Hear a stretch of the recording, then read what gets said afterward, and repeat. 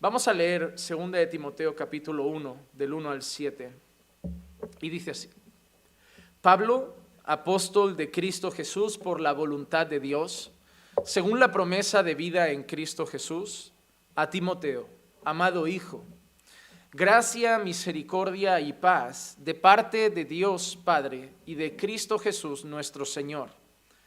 Doy gracias a Dios, a quien sirvo con limpia conciencia, como lo hicieron mis antepasados, de que sin cesar, noche y día, me acuerdo de ti en mis oraciones, deseando verte al acordarme de tus lágrimas para llenarme de alegría. Porque tengo presente la fe sincera que hay en ti, la cual habitó primero en tu abuela Loida y en tu madre Eunice, y estoy seguro que en ti también. Por lo cual, te recuerdo que avives el fuego del don de Dios que hay en ti, por la imposición de mis manos. Porque no nos ha dado Dios espíritu de cobardía, sino de poder, de amor y de dominio propio. Antes de que empecemos con el primer versículo, vamos simplemente a situar dónde está Pablo cuando escribe esta carta. Hermanos, esta es la segunda carta de Pablo a Timoteo. Y esta carta de Pablo no es la única que se escribe desde ese contexto, pero sí que es importante tener en cuenta que Pablo lo está escribiendo desde una prisión. Pablo no está en el despacho de una casa, Pablo no está entre hermanos, Pablo no está en medio de un campo, Pablo está preso.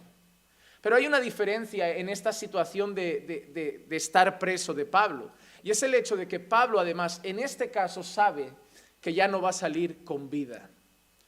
Pablo está preso y ya es la última carta que va a escribir. Esta es la última carta escrita por el apóstol Pablo, no hay otras más. Así que eso debemos entenderlo para ponernos en la cabeza y el corazón de Pablo. Es lo último que va a dejar escrito. Son las últimas instrucciones que van a quedar. Son las últimas palabras que va a dirigir. No es un hombre que tiene toda la vida por delante para enseñar. No es un hombre que tiene toda la vida por delante para dar instrucciones, para dar enseñanzas, para hacer discípulos. Es un hombre que sabe que el día de su muerte está ahí. Es un hombre que sabe que está en una celda y que cuando le abran la puerta de la celda va a ser simplemente para decapitarlo. Y dedica las últimas palabras a alguien muy especial.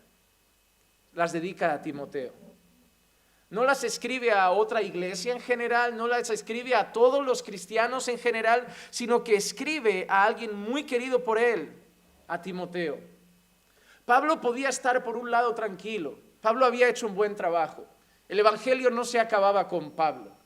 El evangelio no llegaba a su fin con la muerte del gran apóstol de los gentiles, como luego veremos.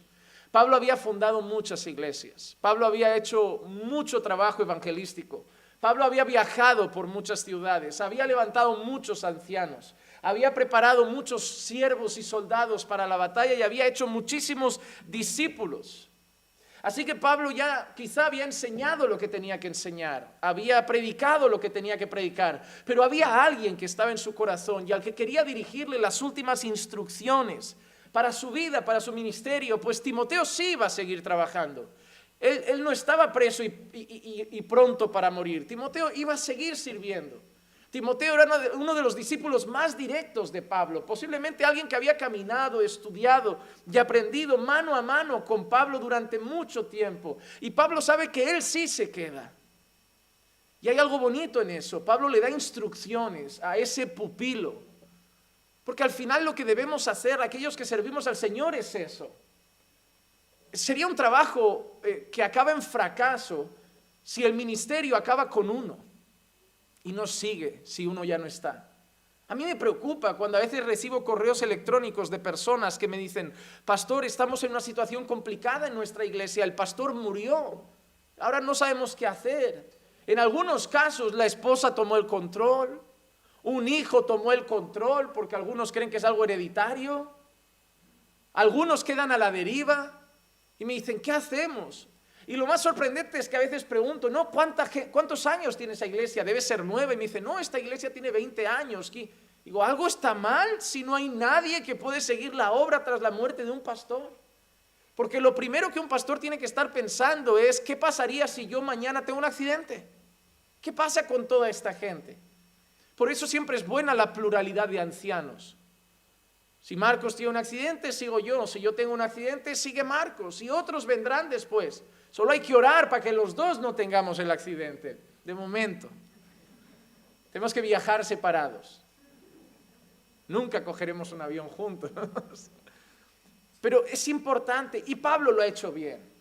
Pablo ha formado ancianos. Las iglesias están con siervos. No están desamparadas. No están sin instrucciones. Las ha adoctrinado, las ha enseñado, las ha instruido. Así que dedica unas palabras a alguien que ama mucho y que veremos luego que lo llama hijo en la fe.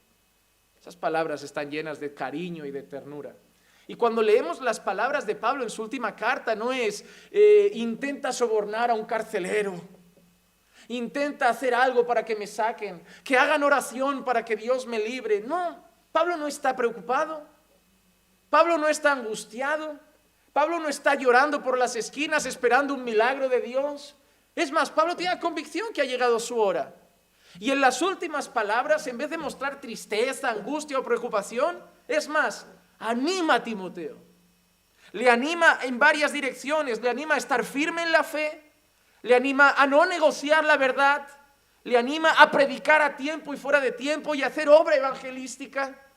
Así que Pablo, a punto de morir, dedica una carta a su discípulo en la que le dice que trabaje. Que trabaje. ¿Por qué? Porque al final Timoteo también morirá. Y debe dejar nuevos discípulos. Y debe dejar nuevos ancianos. Y debe dejar nuevas personas. Y algo que me enseña a mí la segunda carta de Timoteo, no solo a los pastores, es a los creyentes. Es que debemos pensar un poco en los que vienen después. Y muchas veces somos egoístas. Vivimos nuestra fe tranquilos, no hacemos nada por el Señor, no cumplimos la gran misión que tenemos llamada Gran Comisión.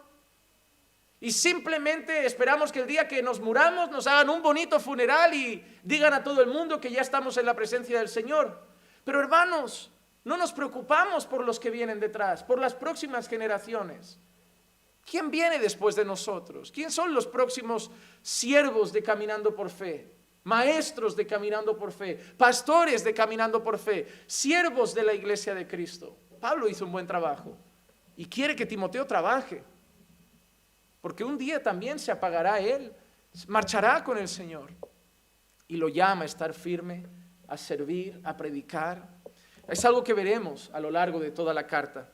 Así que vamos a entrar de lleno en el primer versículo. En la primera parte es simplemente el saludo del apóstol Pablo. Y a pesar de que va destinado a Timoteo, veremos cómo hay enseñanzas que claramente sirven para nosotros como siervos del Señor. Versículo número 1 dice así: Pablo, apóstol de Cristo Jesús, por la voluntad de Dios, según la promesa de vida en Cristo Jesús. Lo primero que nos encontramos aquí es el saludo. Y Pablo tiene algo común, se presenta en todas sus cartas. Así que cuando entramos en la carta, lo primero que decimos, ¿quién la escribió? Sencillo, Pablo.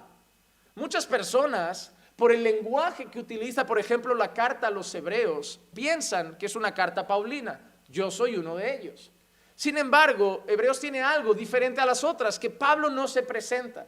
A pesar de que el lenguaje utilizado es muy similar, al no presentarse tampoco se la podemos adjudicar, y por eso hasta el día de hoy Hebreos pertenece al grupo de carta anónima. Sin embargo, el lenguaje parece muy paulino.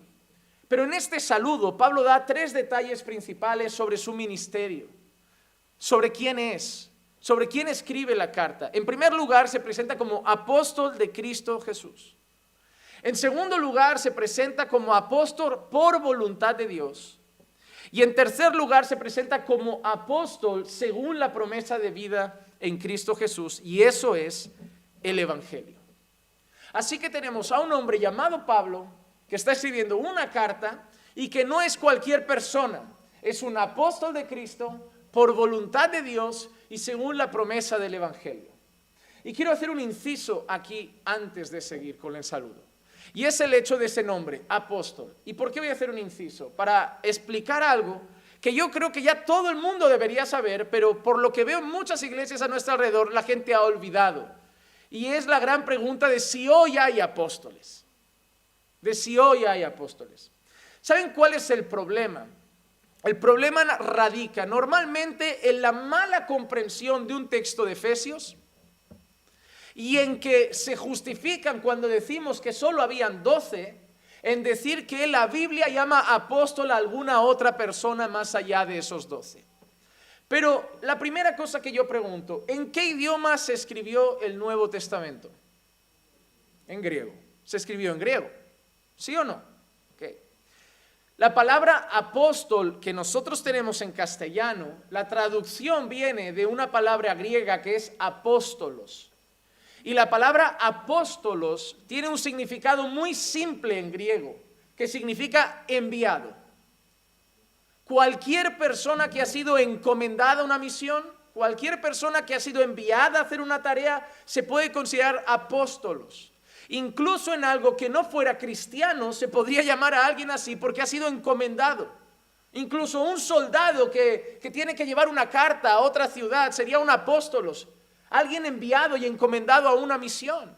Y es una palabra que aparece en el Nuevo Testamento a veces para referirse al oficio apostólico y a veces a referirse a una persona que ha sido encomendada con una misión, como lo fueron algunos discípulos en las Escrituras. Es decir, hoy podríamos entender a un apóstol como un misionero. La palabra apóstolos como enviado podría ser tranquilamente un misionero que una iglesia manda a un país a edificar una iglesia, a plantar una iglesia y a ganar almas para el Señor. La palabra apóstolos significaría enviado y aplicaría para ese misionero. Pero tenemos que aprender a diferenciar entre la palabra apóstolos como enviado y el oficio de apóstol. Por ejemplo, hay un texto de la Biblia que dice, y todos profetizarán.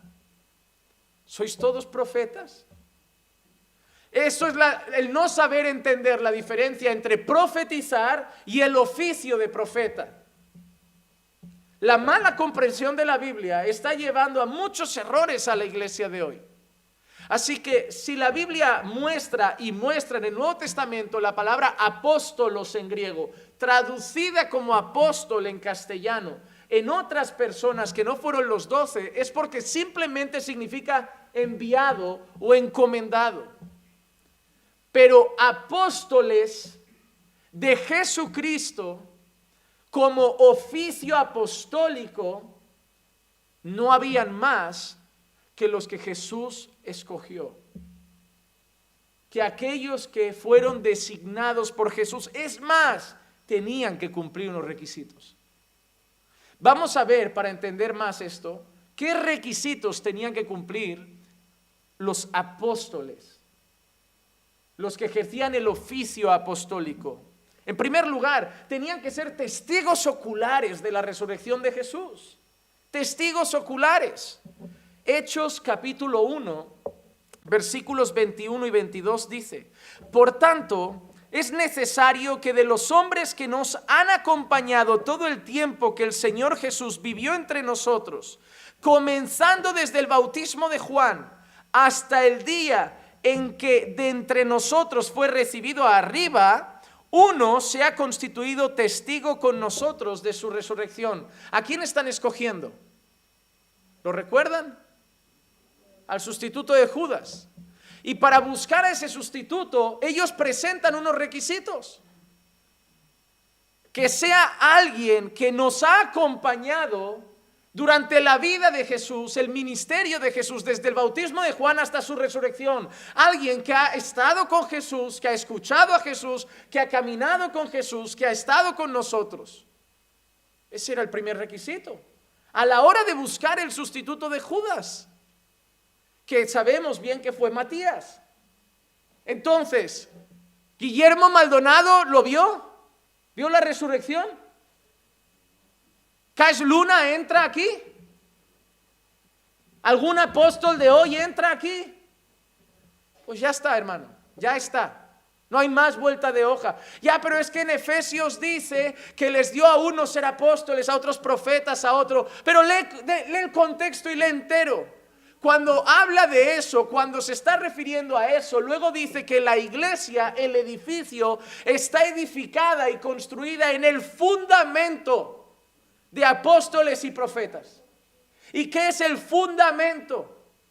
El fundamento no se va poniendo 1000 veces. El fundamento es la base. El fundamento se coloca una vez y sobre ese fundamento se edifica. Los apóstoles y los profetas son el fundamento de la iglesia. Encima de la doctrina de los apóstoles, de la enseñanza de apóstoles y profetas, está la iglesia.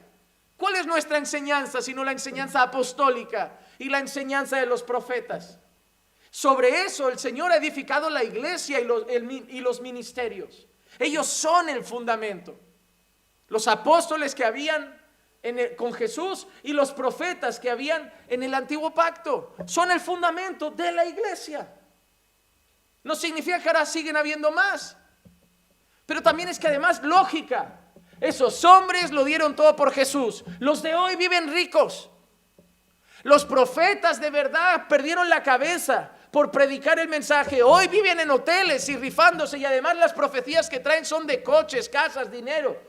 Ni siquiera los mensajes que traen se parecen, la vida que tienen se parecen, el carácter que tienen se parecen, y no cumplen los requisitos.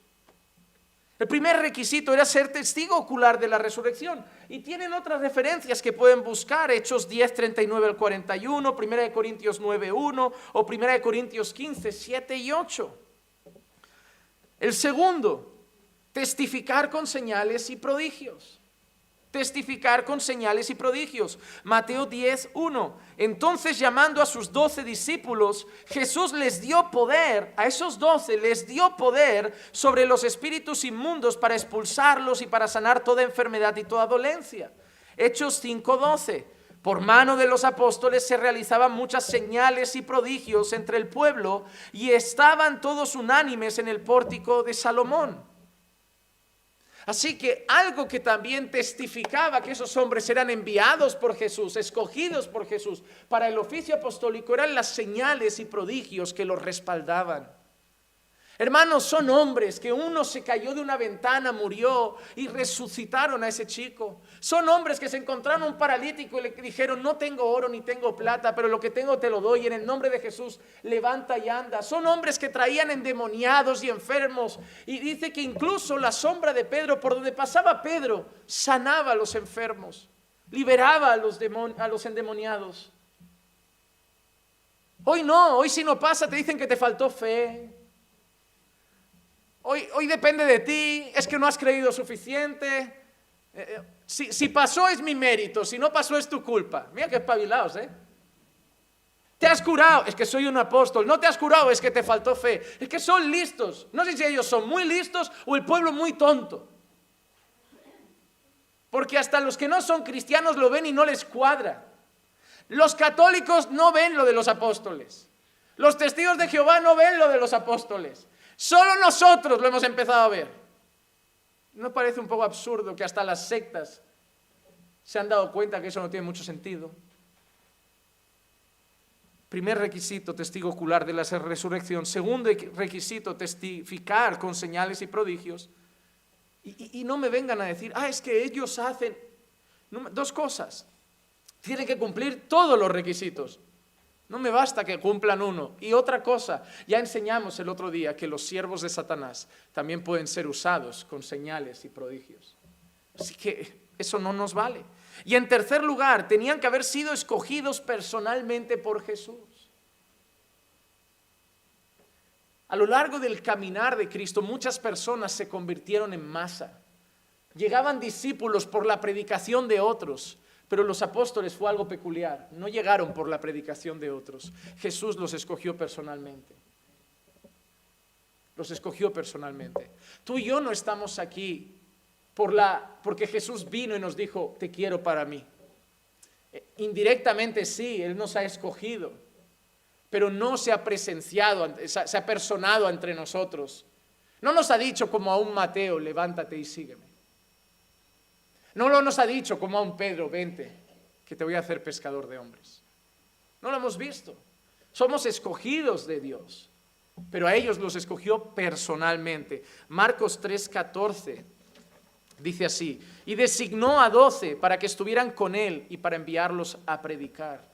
Él escogió a 12 personalmente para que estuvieran con él. ¿O creen que cuando Jesús iba a una aldea y a una casa a comer, iban todos los discípulos a comer con él? Pero había un grupo que siempre estaba. Había un grupo que siempre estaba. Lucas 6:13. Cuando se hizo de día, llamó a sus discípulos y escogió 12 de ellos, a los que también dio el nombre de apóstoles. Hechos 1:2. Hasta el día en que fue recibido arriba, después de que por el Espíritu Santo había dado instrucciones a los apóstoles que había escogido. Otras referencias, Hechos 1:24 o Hechos 10:41. Así que, hermanos, según los datos bíblicos, ninguna persona hoy podría ser un apóstol. Hermano, un apóstol era quien tenía derecho, como Pablo, de enviar una carta a cualquier iglesia y decir: a ese hermano entregadlo a Satanás. Un apóstol era alguien que podía mandar hoy una carta caminando por fe y decir: a ese hermano excomulgadlo, y nadie podría decir nada, porque actuaban bajo la autoridad de Jesús. Si hoy yo reconozco que esos hombres son apóstoles, tienen autoridad sobre toda la iglesia de Cristo, no solo su congregación, y eso es un peligro. Porque Pablo podía pisar en cualquier iglesia, dar instrucciones en cualquier iglesia, porque no eran la iglesia de Pablo, ellos eran apóstoles sobre la iglesia de Cristo. Si yo reconozco que ese oficio sigue vigente, reconozco que esos hombres tienen esa misma autoridad, y eso empieza a ser peligroso. Porque entonces si vienen aquí y dicen: no te quiero pastoreando, cambia esto, lo tendríamos que hacer, porque tienen la autoridad de Jesús. Así que reconocer el oficio apostólico en nuestros días es muy peligroso y no es bíblico.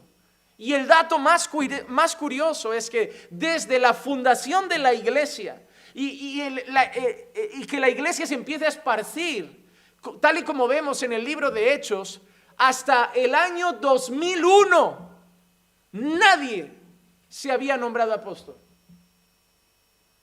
2000 años de historia habían entendido la Biblia, y en el año 2001 una señora, según ella, bajo la inspiración de Dios, en una iglesia carismática, le profetiza a un hombre que ha sido llamado para ser el nuevo líder de lo que se llamaría la coalición apostólica internacional y el nuevo apóstol de las naciones. De ahí en adelante empiezan a aparecer apóstoles a mansalva.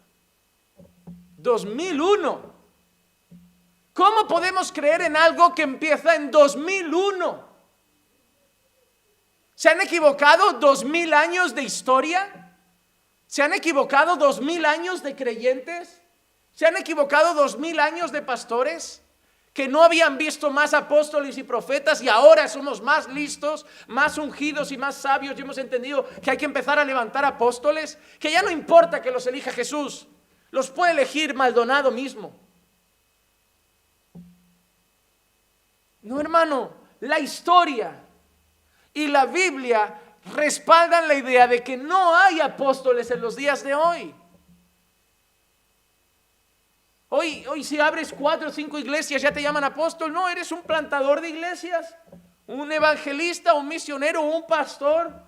Pero no hay apóstoles según las Escrituras. 2000 años de historia avalan ese pensamiento, y aún así hay gente tozuda, terca y necia que se pelea para defender a sus apóstoles. Y se agarran a ese versículo: yo creo en los 5 ministerios, yo creo en los 5 ministerios, yo creo en los 5 ministerios. ¿Tú crees que hay pastoras? ¿Tú crees en los 5 ministerios? El problema es la Biblia. El problema es sacar textos de contexto. No, pero yo creo que hay pastoras. Yo creo que el Espíritu Santo no entiende de sexos. ¿Dónde vamos a ir a parar? Bueno, ya sé dónde vamos a ir a parar. Hay pastores homosexuales, hay pastoras lesbianas. Ahí vamos, ahí vamos. Porque como ya no es lo que dice la Biblia, es lo que yo entiendo, ahí vamos. Y nosotros como iglesia Caminando por Fe tenemos 2 opciones. O volvernos una iglesia súper guay y empezar a hacer lo que Dios le vaya revelando a Juan Manuel. O volvernos una iglesia que toma la Biblia y decir, seremos la iglesia que la Biblia diga. A quien le guste bien y a quien no también. Y si esto supone que nunca seremos una mega iglesia, no hay problema. Y si esto supone que nunca seremos 2.000, 3.000 miembros, no hay problema. Y si esto supone que hay gente que no le gusta y se va, no hay problema. Pero el fundamento sólido de la iglesia tienen que ser las Escrituras. Y las Escrituras no avalan que en nuestro día puedan haber apóstoles. Así como no avalan que pueda haber un papa. Así como no avala que puedan haber esas cosas, tampoco avala que puedan haber apóstoles. El problema es que así de torcida como está la Iglesia Católica Romana para muchos de nosotros, por el mismo caminito va la evangélica.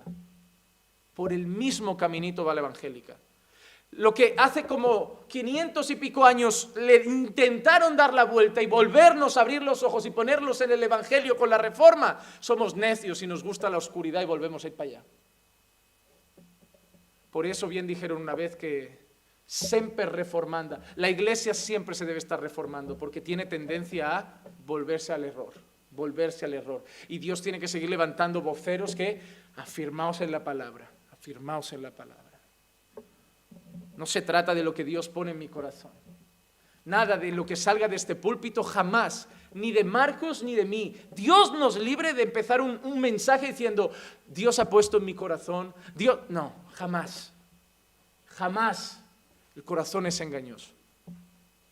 Que todo lo que salga de este púlpito sea así dice el Señor y tenga capítulo y versículo. Porque ustedes necesitan Biblia, no nuevas revelaciones. Dios no me ha llamado a ser un predicador moderno o ser un predicador con imaginación y creativo. Dios me ha pedido ser fiel. Y según lo que veo en las Escrituras, no hay apóstoles. Hay enviados, la palabra apóstolos, pero el oficio no. El oficio no. El oficio no. El problema, ¿saben qué es? Que es muy curioso que ese movimiento que forma apóstoles es el mismo movimiento de donde ha nacido palabra de fe, decláralo, decrétalo, profetízalo, ha salido de ahí. El evangelio de la prosperidad ha salido de ahí. Hermano, de una herejía solo pueden nacer otras cosas. Más herejías, más herejías. Más herejías. Y se darán cuenta que no tienen límites. Les digo algo, dentro de Nanas hay patriarcas. ¿Qué te apuestas? ¿Qué te apuestas que dentro de Nanas hay patriarcas, apóstol de apóstoles y cosas así? Y cosas así. Si una señorita cantante tuvo las santas narices de orar a Dios por un hombre enfermo diciendo, Señor, declaramos, no aceptamos un no por respuesta, mire, si hubiera sido Dios, suerte que no lo soy, porque si hubiera sido Dios, yo salvo al enfermo, pero a ella me la llevo. Digo, a él lo voy a curar, pero a ti por lista, para que aprendas, te dejo tumbada ahora mismo. Si lo hice con Ananías y Zafira, lo puedo hacer contigo. ¿Con qué osadía le voy a decir a Dios, no acepto un no? ¿Quién me creo que soy? Eso no es tener fe, eso es ser arrogante. Es Dios. Aceptaremos lo que le dé la gana a Él. Y si ha decidido que el cantante muera, muere. Y si ha decidido que viva, viva. Y si ha decidido que mi hijo viva, viva. Y si decide que mi hijo muera, muere. Podrá ser doloroso, pero es Dios. Y nuestro Señor nos enseñó algo. Si es posible, pasa de mí este cáliz, pero hágase tu voluntad. Hágase tu voluntad. Así que, dejando eso claro, el tema de los apóstoles, vamos a seguir con Pablo y su saludo. Y Pablo se presenta como un apóstol de Cristo Jesús. Como un apóstol de Cristo Jesús. Primera de Corintios 9:1, Pablo dice, no soy libre, no soy apóstol. Y mira qué dice, el detalle que otros no cumplen hoy. No he visto a Jesús nuestro Señor. ¿No sois vosotros mi obra en el Señor? Pablo incluso da detalles de que él ha sido llamado personalmente por Jesús, que él ha visto personalmente a Jesús. Todos conocemos lo que pasó en Hechos 9, en ese camino hacia Damasco. Sí, Pablo es el caso más extraño de apóstoles, el más extraño. Por eso incluso cuando habla de sí como apóstol, a veces usa palabras hasta despectivas contra sí mismo, porque fue el caso más raro. Pero él se presenta como: no soy yo apóstol. Y no solo eso, sino que Pablo le dice al final a los corintios en ese versículo: ¿no sois vosotros mi obra en el Señor? Él deja claro que es apóstol y pone como respaldo a los corintios el fruto de su trabajo. Vosotros sois mi obra en el Señor, sois fruto de mi labor ministerial. Mira que dice 1 Corintios 15, 8 y 9, hablando de esas maneras despectivas incluso, en las que Pablo se refiere a sí mismo. Y al último de todos, refiriéndose a él, dice: como a uno nacido fuera de tiempo, se me apareció a mí también, porque yo soy, mira qué palabras, el más insignificante de los apóstoles. Y ahora dice algo todavía más grave: que no soy digno de ser llamado apóstol. Y dice el por qué: pues perseguí a la iglesia de Cristo.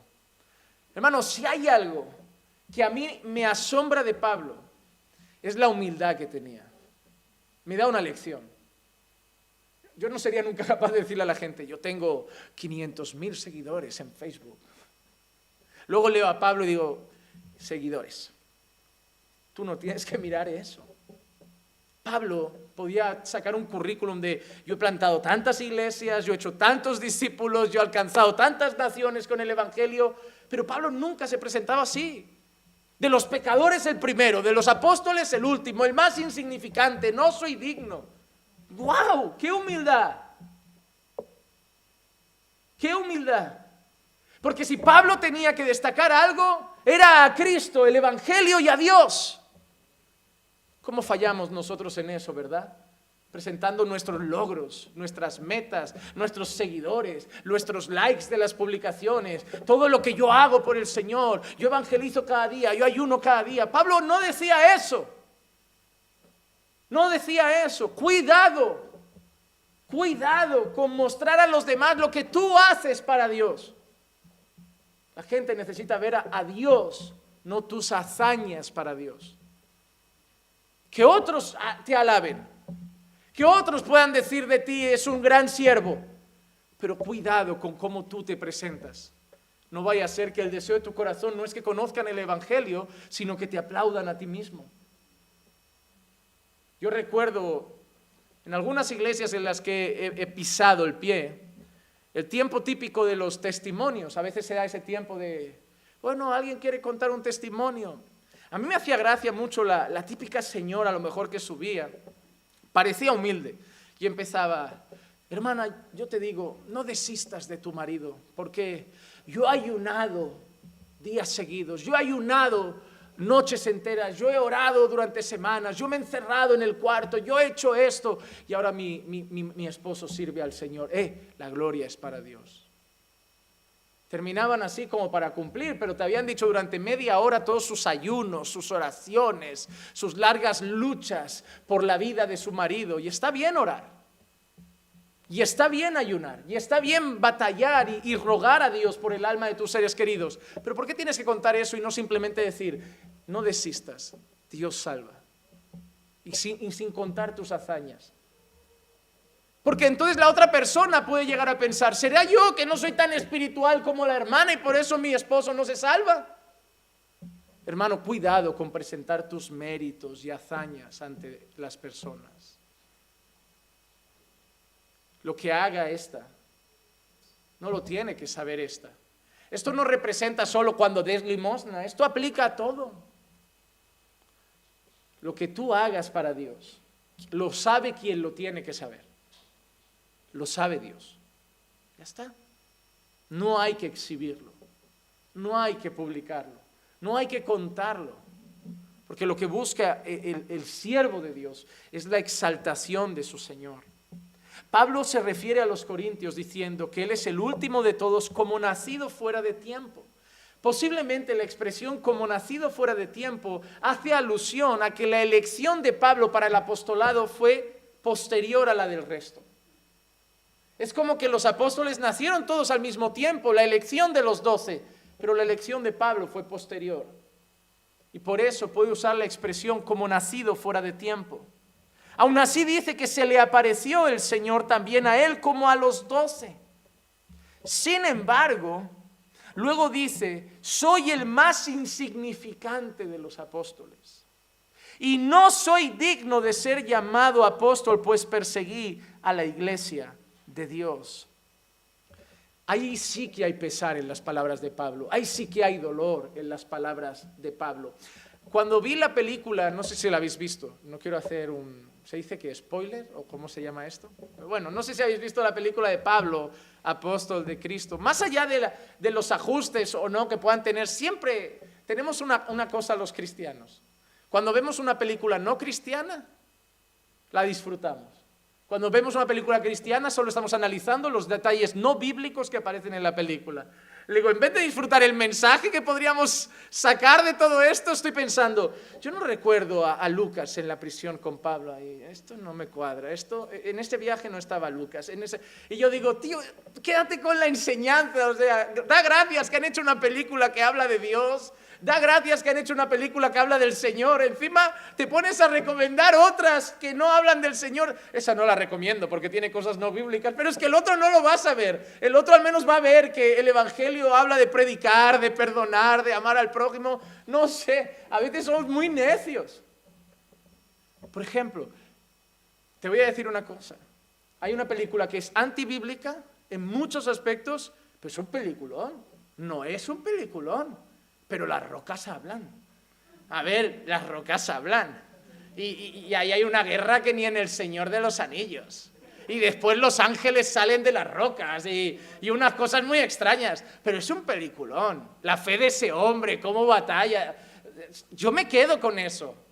Yo claro que si se le enseño a un incrédulo le digo, a ver, no es bien así, hay alguna cosa diferente. Pero hay una cosa que podemos disfrutar. Y en la película de Pablo, yo no sé si la habéis visto, lo repito, pero es como que a Pablo constantemente le vienen escenas a la mente de los que mató en el pasado, de una niña que había matado, de personas que había perseguido. Incluso, si no lo recuerdo mal, la escena final es Pablo como encontrándose con ellos, y ellos ahora lo esperan como de brazos abiertos. Pero como que le pesaba constantemente, como que era algo que Pablo había servido a Cristo, había hecho la labor, pero había esa espinita. Pero yo he matado a seguidores del Señor, he mandado matar a discípulos de Cristo. En la película se veía eso, y yo lo entiendo. Hay cosas que podemos suponer que pudieron ser así, y las palabras aquí lo dicen. Yo no soy digno de ser llamado apóstol, ahí hay pesar en el corazón. Y el motivo, he perseguido a la iglesia. La iglesia del Señor, el propio Pablo sabe que la llamaban la secta de los del camino.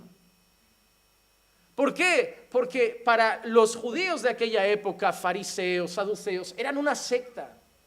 Era un nuevo movimiento religioso, una secta que iba contra la verdad. Y los llamaban los del camino porque esa secta teóricamente anunciaba que había un hombre que era el único camino al Padre.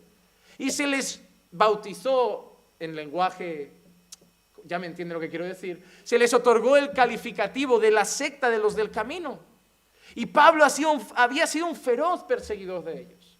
Así que tenemos a un hombre que dice que es apóstol de Cristo, que ha sido escogido por Cristo, pero con tremenda humildad, que se presenta como el más insignificante de los apóstoles, incluso reconoce que no se siente digno de serlo, pero lo es por la voluntad de Dios. Aunque él no se sienta digno, lo es por la voluntad de Dios. Y quiero dar otro detalle del ministerio apostólico de Pablo. Pablo, aparte de eso, es conocido como el apóstol de los gentiles. Pongo que lo han oído alguna vez. Pueden leer Romanos 11, versículo 13. Pero a vosotros hablo gentiles. Entonces, puesto que yo soy apóstol de los gentiles, honro mi ministerio. Puesto que yo soy apóstol de los gentiles, honro mi ministerio. Pablo se llama a sí mismo apóstol de los gentiles. ¿Por qué es eso?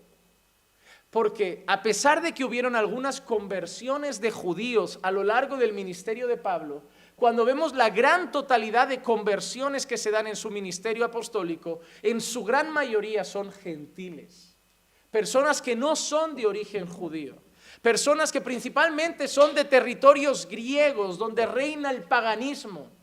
También es cierto que la mayoría de las conversiones son gentiles porque las ciudades donde Pablo solía viajar no tenían mucha afluencia judía, sino que mayoritariamente era gentil. Pero él mismo se da a conocer como el apóstol de los gentiles. Es más, hemos leído que dice que al ser predicador de los gentiles honra su ministerio, porque esa era su labor principal. Y hay un detalle muy importante. Pablo sabe que ese llamado que tiene a los gentiles, ese llamado apostólico a los gentiles, destinado prácticamente en su totalidad a los gentiles, no es algo nuevo. Era un plan de Dios desde la eternidad. Mira lo que dice Gálatas capítulo 1, versículo 15 y 16.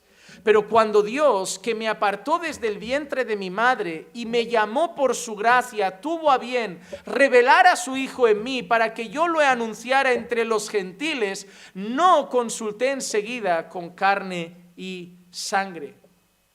Mira cuando Pablo, el mismo que reconoce que no es digno de ser apóstol por lo que ha hecho, pero él también sabe que ha sido apartado para esa labor, ¿cuándo?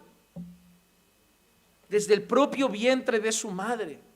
Y no solo eso, sino que desde el propio vientre de su madre, separado por Dios. ¿Recuerdan lo que Pablo dice? Apóstol de Cristo por voluntad de Dios. Pablo dice que separado por Dios desde el vientre de su madre para anunciar el evangelio a los gentiles. Así que sí, Pablo es humilde, se considera el más insignificante, se considera indigno por todo lo que había hecho, pero sabe que es apóstol de Cristo, sabe que ha sido escogido por Dios y sabe que su elección es desde antes de que naciera. Eso me hace pensar, por ejemplo, cuando yo pienso en el profeta Jeremías. ¿Recuerdan? Antes de que te formase en el vientre te conocí y te di por profeta a las naciones. Lo que yo no entiendo es cómo hoy eso se lo van diciendo a otras personas. Porque eso es algo que habla del profeta Jeremías, pero no sería el primer pastor que se acerca a alguien y le dice, así dice el Señor. Desde antes que te formara en el vientre te conocí. Madre mía, ahora viene otro Jeremías, va a resucitar. Miren, a mí estas cosas de sobre ti está el espíritu de Elías. Yo veo en ti la unción de Moisés. Yo veo en ti la unción de Eliseo. Yo veo en ti, nunca ves la de Judas. ¿Te has dado cuenta que todos los recados que traen son grandes? El próximo libertador de la nación, el próximo profeta de las naciones.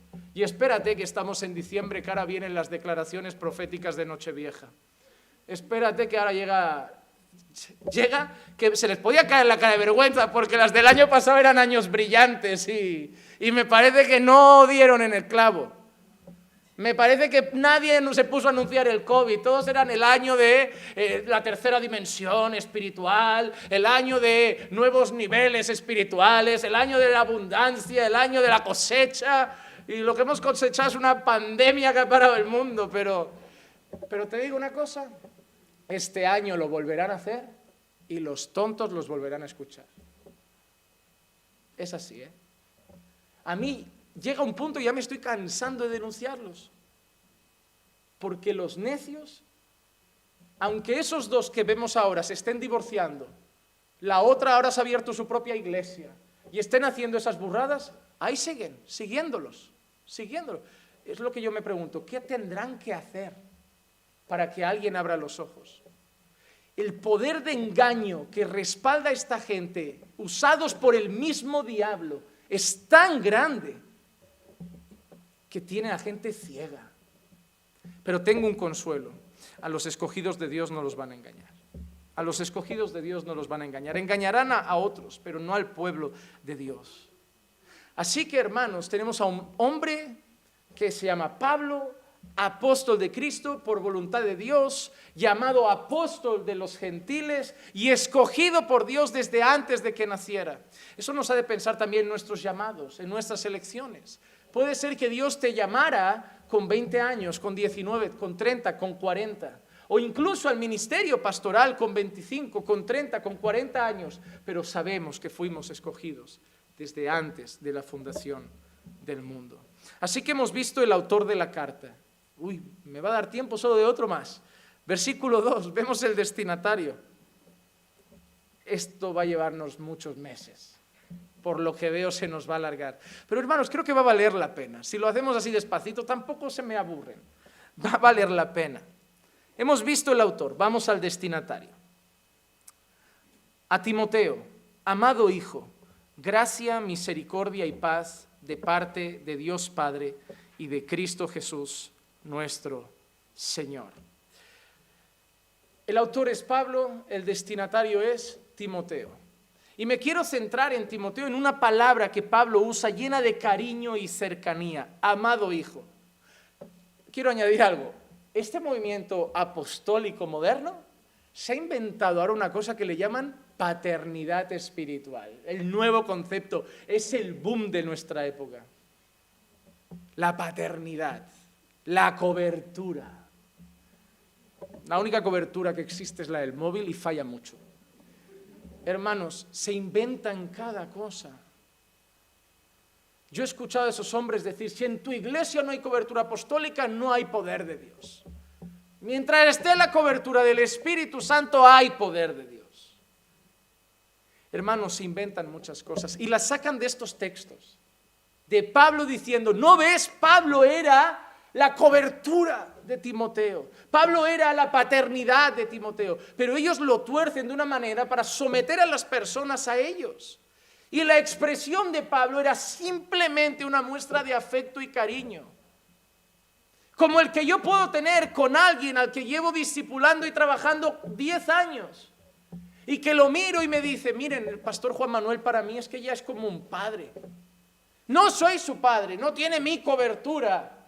Quien lo cuida es Dios, quien lo guía es Dios. Yo soy su pastor, yo soy quien lo instruye, lo discipulo, le enseño. Y el cariño y el afecto, obviamente, es tan grande como el que se puede tener entre un padre y un hijo. Y es lo que está expresando Pablo. Muchas personas piensan que la expresión de Pablo se refiere a tiempo que han pasado juntos, al haberlo discipulado, al haberlo entrenado, al haberlo capacitado, al haberlo preparado. Y la relación que han tenido era como la de un padre que enseña a un hijo. Y por eso usa esa expresión. Pero a mí me gusta entender algo más de esa expresión. Porque Pablo la usa otras ocasiones y les digo para qué. Pablo a veces habla de hijos cuando se refiere a aquellas personas que él ha cosechado con la predicación del Evangelio. Aquellos que han llegado a ser ganados para Cristo a través de la predicación de Pablo. Por ejemplo, 1 Corintios capítulo 4, versículos 14 y 15. 1 Corintios capítulo 4, versículos 14 y 15. No escribo esto para avergonzaros, sino para amonestaros como hijos míos amados. Porque aunque tengáis innumerables maestros en Cristo, sin embargo, no tenéis muchos padres, pues en Cristo Jesús yo os engendré por medio del Evangelio. Mira lo que Pablo está diciendo. Pablo se está dirigiendo en estas palabras a los corintios. Se está dirigiendo a una iglesia llena de problemas. La iglesia de Corinto tenía muchos problemas y Pablo les escribe una carta sumamente dura, con muchas correcciones. Había desorden en el uso de los dones y Pablo tiene que regularlos. Había inmadurez en la iglesia de Corintio. Incluso habían tolerado pecados graves de un hombre con la madrastra, con la mujer de su padre, al que Pablo pide que lo entreguen a Satanás. Y Pablo encima corrige a los corintios con dureza por no haber disciplinado a esa persona.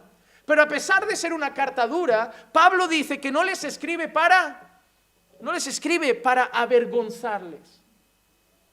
Es una carta dura, es una carta con reprensiones, es una carta con correcciones, pero Pablo no lo hace para avergonzar, Pablo no lo hace para hacerles daño, Pablo no lo hace para buscar el mal de ellos. Pablo les amonesta como un padre a un hijo porque quiere el bien de ellos. Eso es algo que la iglesia no entiende. Hoy cuando alguien te corrige, ese pastor le falta amor. Te digo algo, el pastor que más te ame es el que más te va a corregir. Porque el que no te ame será capaz de verte alejándote y dejarte allí. Pero el que te ame le dará igual que te enfades, que lo odies, pero va a enfrentar tu pecado para hacerte volver a casa, porque te ama. Y Pablo amaba a los corintios. Oye, hermanos, les podía haber llegado una carta a Pablo. Pablo, mira, esto está pasando en la iglesia de Corinto. Hay pecado grave, hay inmoralidad sexual, hay desorden con los dones, hay inmadurez. Y Pablo podía haber dicho, ¿sabes qué? Estos no han salido bien. Olvidémonos ya de esta gente, dejémoslos y listo, ya. No ha salido bien, es una plantación que no ha salido bien. Esa obra no está dando buen fruto. Pero Pablo los cuidó, no les envió una carta, les envió 2. ¿Por qué a los corintios, que era una iglesia tan problemática, 2 cartas? Porque lo necesitaban el doble. Necesitaban más atención, necesitaban más cuidados. ¿O no es el hijo más problemático el que requiere más tiempo de los padres? A veces se confunde. Al rebelde le dais más atención. Es que la necesita, tú no nos das problemas. Él nos tiene que tener encima todo el día porque si le dejamos un rato, se asoma por el balcón. Tú estás ahí sentadito viendo la tele en silencio. Tu hermano me despistó y me quemó las cortinas. Ha tirado el gato por la ventana. Parece que le haces más caso al rebelde, pero es que lo necesita. Así también los pastores muchas veces se vuelcan más en algunas personas porque creen que necesitan un poco más de atención. No significa que amen menos a otros, pero a lo mejor los otros ahora mismo no están en esa condición. Y es triste, porque a veces el corazón diría, no, el rebelde sería más fácil dejarlo ir.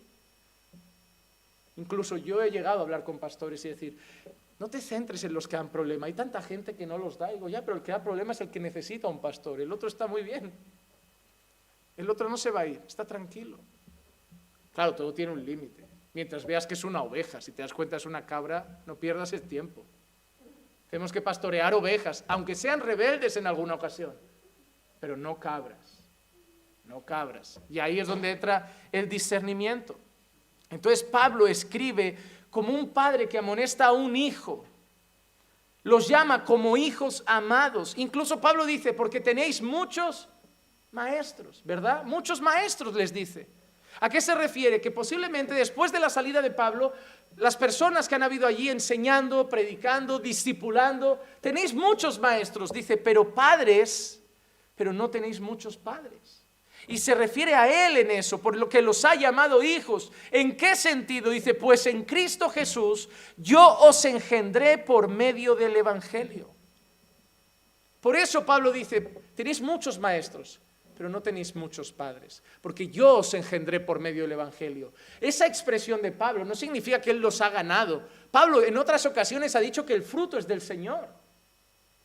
Pero esa expresión enseña que fue Pablo el que les predicó y a través del cual llegaron a escuchar el Evangelio.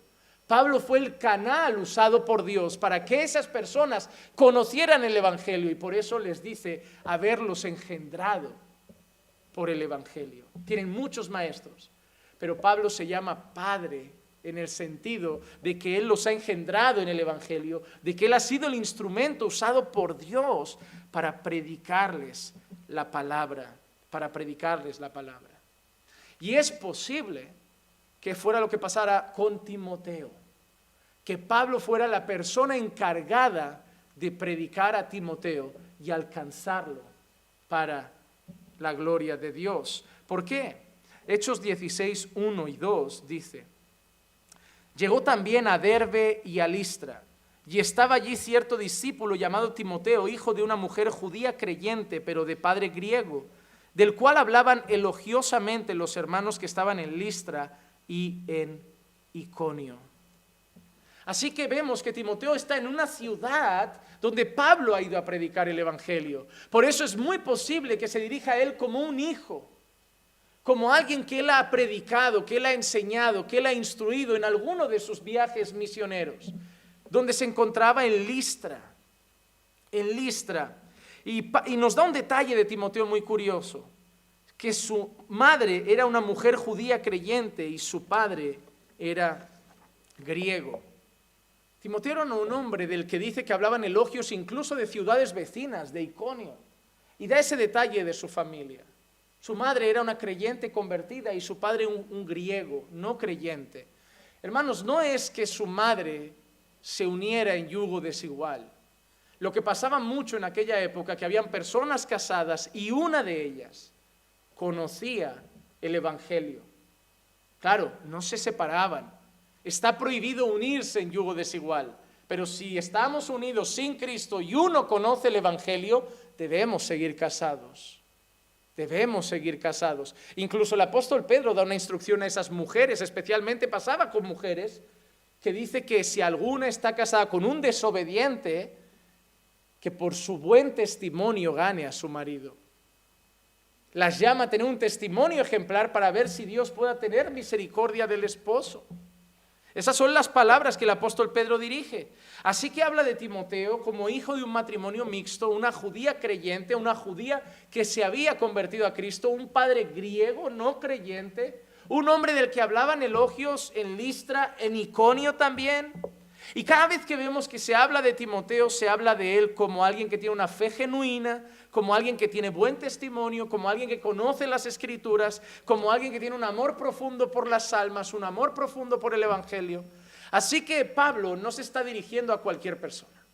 Pablo se está refiriendo a un siervo que él ama, pero que también ha mostrado con sus probados méritos y cualidades que es un siervo de Dios, que cumplía los propios requisitos que Pablo le había dado en su primera carta, en el capítulo 3. Alguien que la gente elogiaba. Y el saludo termina con 3 palabras: gracia, misericordia y paz de nuestro Señor. Y voy a terminar con esas 3 palabras. ¿Por qué? Porque ninguna palabra está puesta al azar. Es más, normalmente solo aparecen 2 en los saludos de Pablo. Normalmente solo aparecen 2 de esas palabras en los saludos de Pablo. Pero en este caso aparecen 3: gracia, misericordia y paz de nuestro Señor. Y esas 3 palabras hacen algo. Cada vez que Pablo saluda, recordar a los creyentes por qué están ahí. Por la gracia de Dios. Porque mereciendo juicio recibieron misericordia. Y que por eso han sido reconciliados a través de Jesucristo y ahora tienen paz para con Dios.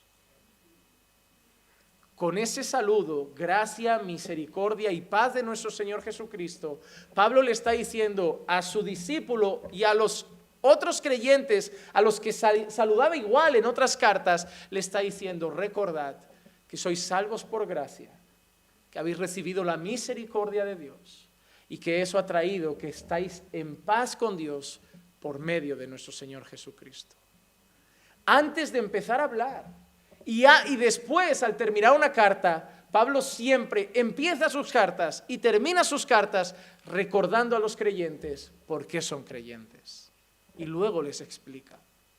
Así que, resumo, tenemos a un hombre llamado Pablo en prisión, a punto de morir, dedicado a la obra apostólica, apóstol de Cristo, por la voluntad de Dios, por la promesa del Evangelio, escribiendo a un discípulo al que posiblemente instruyó en sus viajes misioneros y capacitó, llamado Timoteo, con una fe genuina, que recibe elogios de los hermanos de Listra y de Iconio, fruto de un matrimonio mixto entre una mujer judía creyente y un griego no creyente, al que ama como a un hijo y al que le dirigirá una carta preciosa con muchas instrucciones que nos servirán a nosotros, pero al que le recuerda, antes de empezar a hablarle, que si él está ahí no es por Pablo, es por la gracia de Dios, por la misericordia de Dios, y que por eso ahora está en paz con Dios por nuestro Señor Jesucristo. Semana que viene seguimos con la carta. Vamos a orar. Pablo, Padre, te damos gracias por tu palabra. Gracias por ayudarnos a profundizar en cada una de estas letras, por llevarnos a ver por un instante a Pablo en aquella prisión, dedicando palabras de afecto y cariño como las que veremos a un discípulo amado. Y te pido, Señor, que uses estas clases para instruirnos, que todo lo que aprendamos de aquí en adelante sirva para edificación de tu iglesia. A pesar de que hoy solo hemos visto el saludo, Señor, pero ya hemos aprendido en el saludo. El saludo ya nos ha edificado, Señor. El saludo ya ha hablado a nuestros corazones y creo que lo hará cada versículo, porque tu palabra es toda tuya. Cada punto y cada coma es inspirado por ti y es útil para redarguir, para instruir, para enseñar. Así que, Padre, gracias por tu palabra. Llévanos con bien a nuestros hogares, llévanos con bien junto a nuestras familias y danos una noche de descanso. Y bendice desde hoy la reunión de mañana, que también pueda ser para tu gloria. Te lo pido en el nombre de Jesús. Amén, amén y amén.